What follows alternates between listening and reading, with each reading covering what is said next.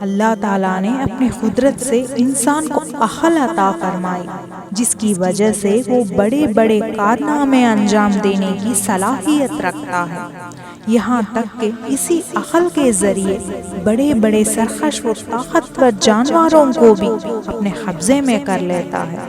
اگر انسان کی عقل خراب ہو جائے تو وہ سب کچھ بھول جاتا ہے، یہاں تک کہ اس کو اپنی بھی خبر نہیں رہتی، مگر یہ اللہ ہی کی قدرت ہے کہ اس نے انسان کو عقل عطا فرما کر دنیا کی چیزوں سے فائدہ اٹھانے کا سلیقہ عطا فرما دیا۔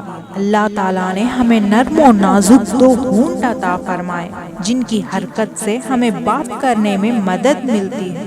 باہر کسی اسپرنگ کے حرکت کرتے رہتے ہیں، ان کے ذریعے ہمیں ٹھنڈی اور گرم چیزوں کا پتہ چلتا ہے، اور ان کے بند ہونے کی حالات میں منہ کی حفاظت رہتی ہے۔ اگر یہ ہونٹ نہ ہوتے تو منہ کے اندر گرد و غبار، مچھر، مکھیاں داخل ہو کر مختلف بیماریاں پیدا ہو جاتی اور انسان دیکھنے میں بڑا بد شکل معلوم ہوتا، مگر اللہ تعالیٰ نے اپنی قدرت و حکمت سے ہونٹ بنا کر ہم پر بڑا احسان کیا ہے۔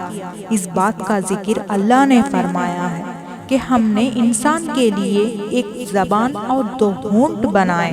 اللہ تعالیٰ نے آواز سننے کے لیے ہمیں دو کان عطا فرمائے، ان کے ذریعے ہم مختلف قسم کی آواز سنتے ہیں اور اس کی خوبی و کمال اور کیفیت کا پتہ لگا لیتے ہیں۔ بعض آواز بڑی عمدہ اور دلکش ہوتی ہے، جسے سن کر دل کو بڑا سکون ملتا ہے، اور کبھی انہیں کانوں سے خوفناک درندوں کی آواز سن کر اپنی حفاظت کا انتظام کر لیتے ہیں۔ اگر یہ کان نہ ہوتے تو ہم آواز کی لذت و کیفیت سے محروم ہو جاتے۔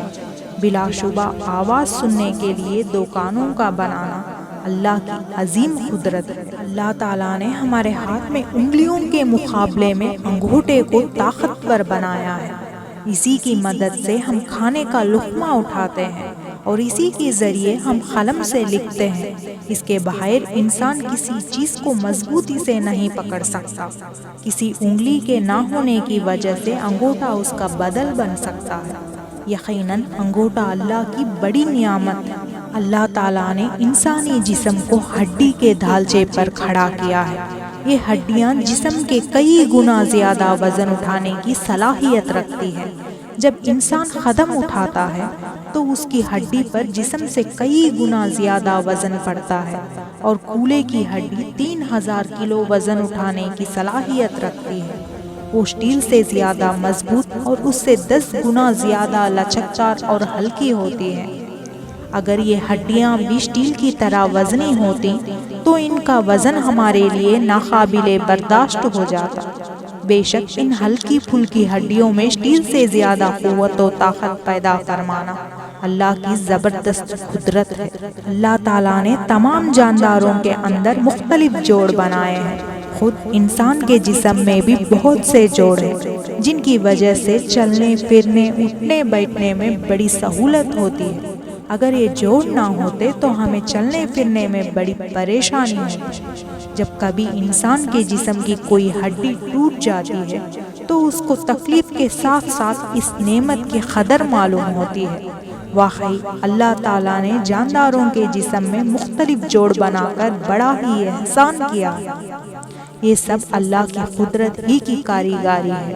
اللہ تعالیٰ نے ہر پیدا ہونے والے بچے کو اپنی ماں کو پہچاننے اور دودھ پینے کی صلاحیت سے نوازا۔ ہر بچہ پیدائش سے اپنے ماں باپ کی نقل و حرکت دیکھتا رہتا ہے۔ کچھ دنوں بعد وہ ان کے اشارے اور آواز کو بھی سمجھنے لگتا ہے۔ پھر جب وہ بولنے کی قابل ہوتا ہے تو آہستہ آہستہ مادری زبان بھی سیکھ لیتا ہے۔ آخر اس چھوٹے سے بچے کو بغیر کسی تعلیم کے ماں باپ کی پہچان کس نے کرائی؟ مادری زبان سیکھنے اور بولنے کی قوت کس نے عطا فرمائی؟ بے شک اللہ ہی اپنی قدرت سے بچے کو سب کچھ سکھاتا ہے۔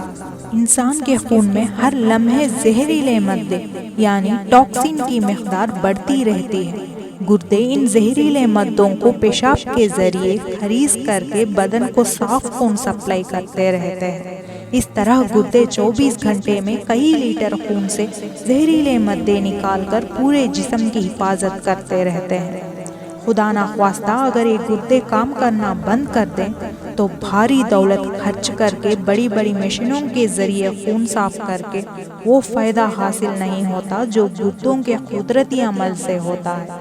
گردوں کے ذریعے خون سے زہریلے مادوں کا خارج کر کے جسم انسانی کی حفاظت کرنا اللہ کی بہت بڑی قدرت ہے۔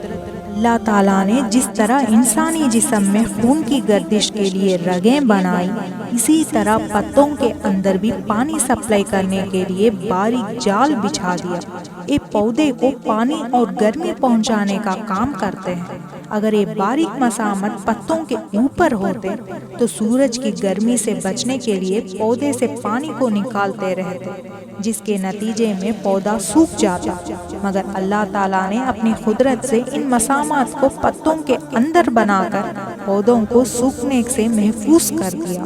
اللہ تعالیٰ نے چھوئی موئی کے اس چھوٹے سے پودے کے اندر احساس و شعور کا مادہ رکھا ہے۔ اگر کوئی آدمی اسے چھوتا ہے تو اس کی پتیاں سکڑ جاتی ہیں، پھر تھوڑی دیر بعد وہ پتیاں پھر سے پھیل کر تھن جاتی ہیں۔ آخر چھوئی موئی کے اس پودے میں شرم و حیا کا احساس کس نے پیدا کیا ہے؟ یہ اللہ ہی کی قدرت ہے جس نے پودے کے اندر احساس و شعور کا مادہ پیدا کیا ہے۔